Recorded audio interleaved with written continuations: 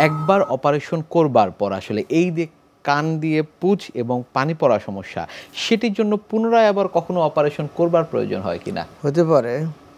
যেমন আমরা যখন কানের পর্দা রিপেয়ার করি বা টিম্প্যানোপ্লাস্টি, মাইরিঙ্গোপ্লাস্টি, এই অপারেশনে ফেলিওর আছে। যেমন 90 থেকে 92% সাকসেস রেট বা 95%, সেক্ষেত্রে 5 থেকে 7টা কেস ফেলিওর হইতে পারে। যেটা একবার ফেলিওরে সেটা সেকেন্ড টাইম করা লাগতে পারে।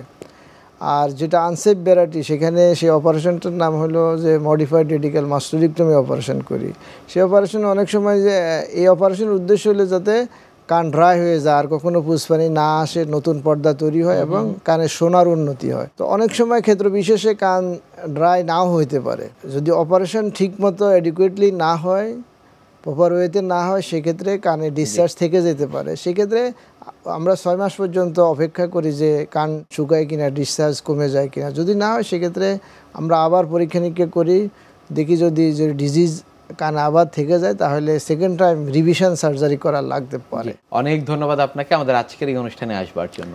আপনাকে অনেক ধন্যবাদ এবং এনটিভি সকল দর্শক শ্রোতাকে আমি ধন্যবাদ জানাচ্ছি। জি, প্রিয় দর্শক, এতক্ষণ দেখছিলেন স্বাস্থ্য প্রতিদিন। কথা হচ্ছিল খুব গুরুত্বপূর্ণ একটি বিষয়, কান দিয়ে পুঁজ ও পানি পড়া নিয়ে। আশা করি আমাদের এই গুরুত্বপূর্ণ তথ্যগুলো আপনাদের অনেক বেশি উপকারে আসবে। বিশ্বের যে কোনো প্রান্ত থেকে যে কোনো সময় আপনাদের পছন্দের অনুষ্ঠান স্বাস্থ্য প্রতিদিন দেখতে ভিজিট করুন আমাদের পূর্ণাঙ্গ ওয়েব পোর্টাল www.ntvbd.com এ।